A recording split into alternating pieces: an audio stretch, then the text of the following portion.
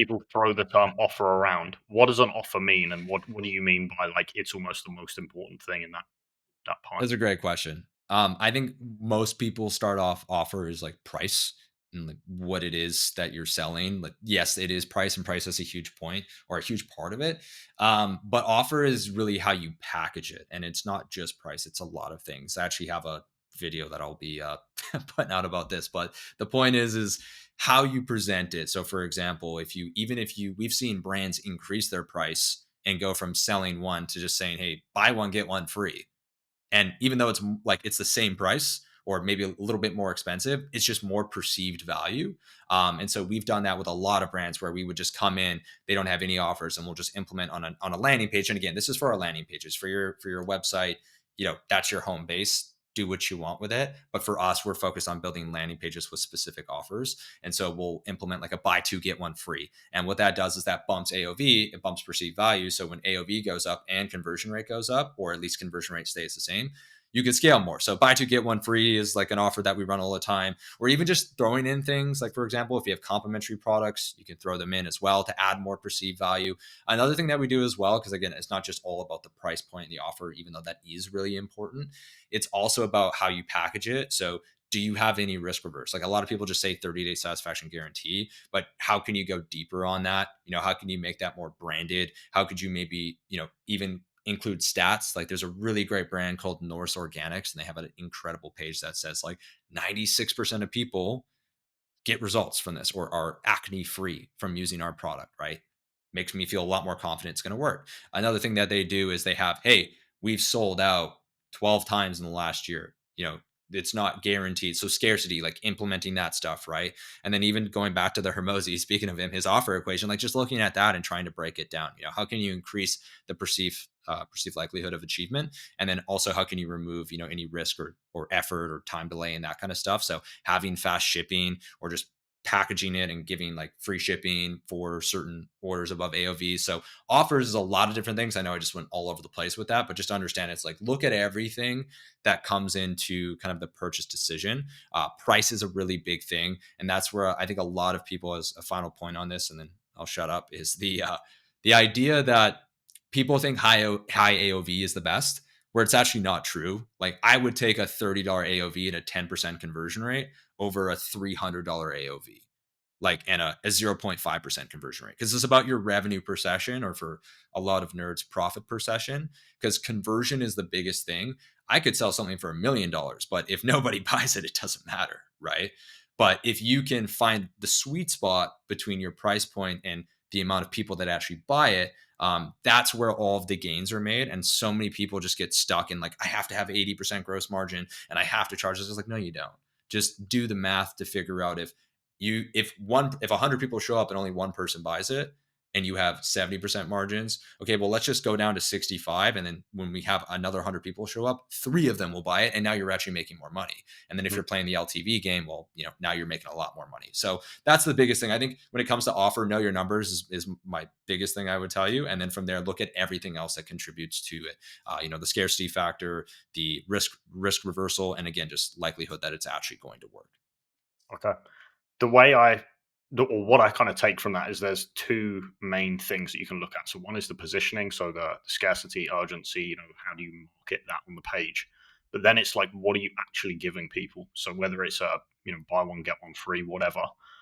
On that second point, what would you say are the kind of top things that people can test to create a good offer? I think there's no. I know people want like a one size fits all. I think it's just different for every brand, honestly. But what I would say the top things to test is just be logistical about it.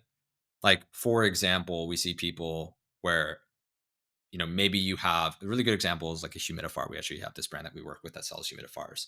Um, and logically, you probably just think like, oh, I only need one humidifier. But what we did, which was really creative, is we said, hey, if you have a studio apartment, you probably only need one. But if you have a 2-bedroom apartment and you want like your living room and your bedroom with a humidifier, you should probably buy two, right? And now, rather than just saying like buy one, buy two, or buy three, it actually makes sense for why someone would buy two. And so my point with this is like make sure it actually makes sense for people to like buy more. But I would say bundles are the number one thing I would test right away because they can increase your AOV and they can a lot of the times increase conversion rate. And if you do them the right way and they make sense. So I would say bundles are something that everybody should test, but again, it's going to be different from brand to brand. And then the other thing is just trying to find the sweet spot, like I said, between price and conversion rate. There's tools that you can test with Intelligems, which is pretty expensive and it takes a long time. So what we've started doing, a lot of people forget Meta has an incredible algorithm. We just test new offers right inside of our CBO campaigns. So we'll duplicate our ad, whatever our top ad is, and we'll just send it to a new page with like a new price point or a new offer. And if it gets a high ROAS, then we're just going to scale it. Like, and then we get the data within 2 days or 3 days rather than waiting 2 or 3 weeks, or for some people, depending what size they're at, 2 to 3 months. And so I'm very impatient. So I want to get data fast. It's one of our like core values is move fast. But to get back on track, the point that I would make is bundles. And then just testing different price points even early on is just trying to find the sweet spot between, like I said, conversion and overall profitability, because that's where I think most brands fall short and they don't realize it. And because I've just seen so many brands, I can't tell you how many offers I've looked at where I'll look at an offer and I'll be like, what are you doing? Like I was just talking to this guy before this. He was like selling one product for like $13. I was like, why? I was like, just bundle three of them. He's like, oh, I never thought of that. There you go, man. Like make that your default. Don't even give people the option to buy one because it's just never going to work. So bundles for sure. And then, like I said, price point and conversion.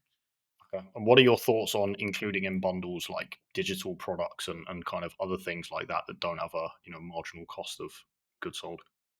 Yeah, they can work. I mean, they just have to be good more than anything. I think a lot of people, when they think of that, will just put together some random PDF with ChatGPT and be like, it's worth this amount. I was like, bro, nobody's buying that. Like, so yeah, can they work? Yeah, for sure. But just try to make them valuable. I think there's a lot of great ways, and the other thing that I would say is try to sell things that are actually based on your cost of goods rather than or like have a higher perceived value than actual value. A lot of people will just give a dollar amount off. So they'll say, save $100. With a lot of our bigger brands, what we try to do is like sometimes we spin up offers that increase conversion rate and the margin actually gets better. And so you can do that by, for example, just if you charge $20 for a product, right? And your cost for that is say five, well, that's $20 of value to someone that only costs you five. You know what I'm saying? And so you can start to show and give a lot of value just with other complementary products. And to your question, ebooks and stuff like that as well.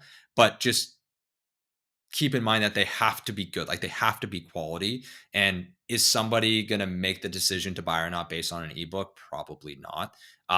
But if you can, again, increase the perceived value, and if it's low cost add-on, or even then, for example, people a lot of times like charge a little premium for, hey, make sure it's delivered 100% guarantee, like shipping protection. Or I've seen some brands throwing out like lifetime, even though they have a lifetime warranty, they've actually gone back from just stating that for free and just saying, hey, add a lifetime warranty for an extra $3 or $4. And so those kinds of little things as well are great ways to kind of pick up a couple extra dollars to help with cost of goods and stuff like that, but have a high perceived amount of value.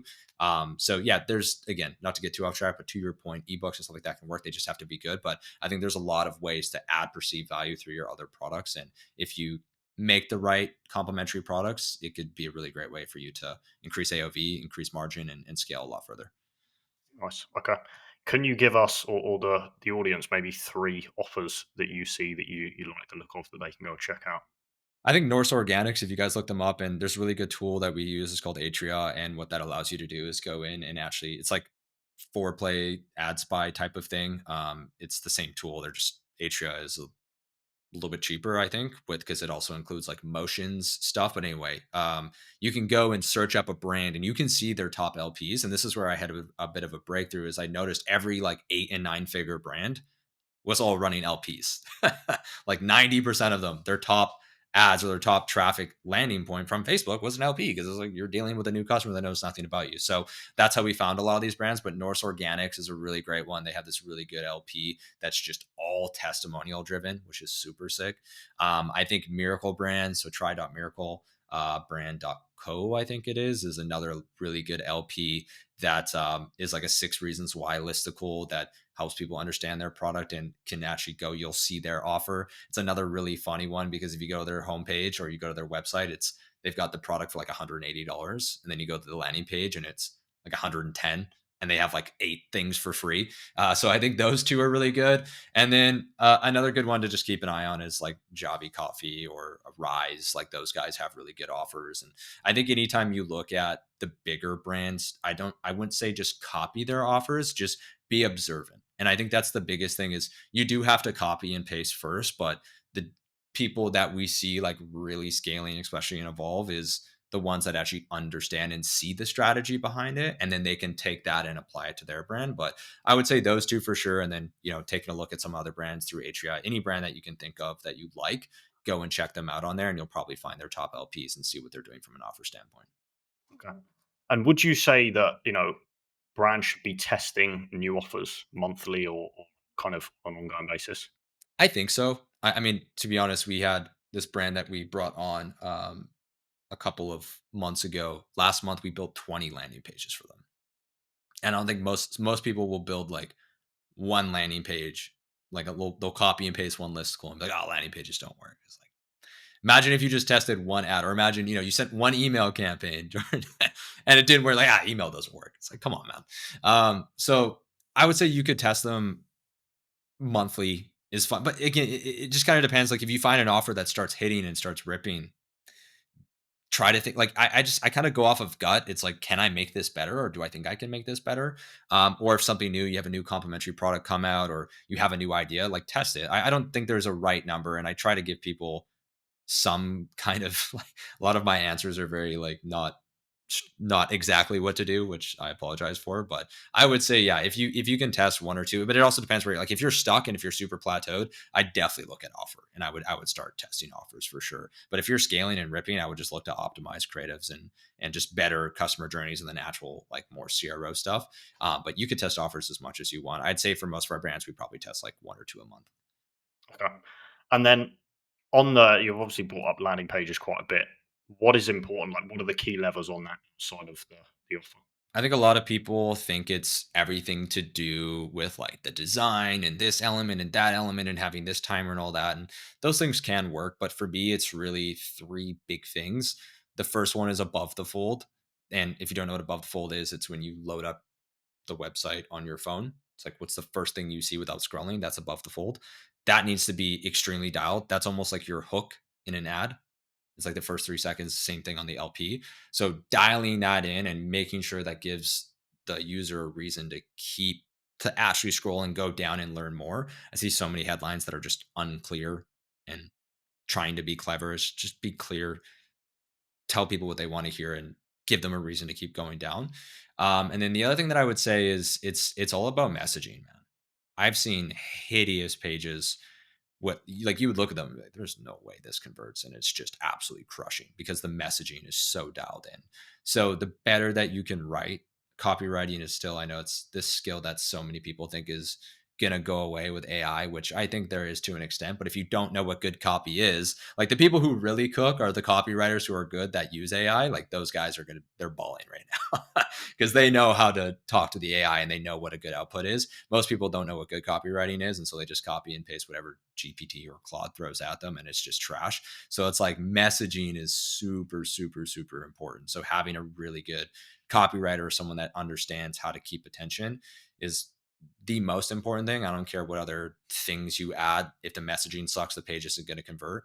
And then the other thing that I would say is the imagery and just making sure it's congruent. We see a lot of the times people talking about certain claims and then they just have like no visuals to show them.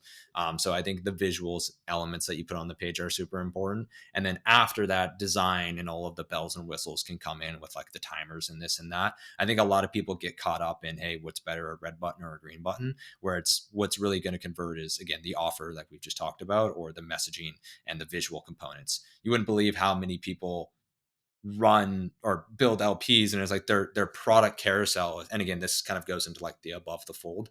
They've got like 3 photos in their product carousel, and like they sell a supplement and there's like no nutrition or no ingredients in the product carousel. So there's just I would say on that point as well, logistical things too, like having a really good FAQ and just thinking like what would stop someone from purchasing. I think True Classic does a really, really good job of this, where they just put everything on there. They've got like 3 different size guides even for you to like find the right size, because they know sizing is super important. And they say, how tall the model is and what size he's wearing and if it runs big or runs small, all that kind of stuff. So logistical stuff too. I know that was a bunch of things, but bundling all that stuff together, it's not just really one thing that makes an LP work. It all kind of works together. So those elements will, especially with a strong offer, will usually help you have the highest converting page.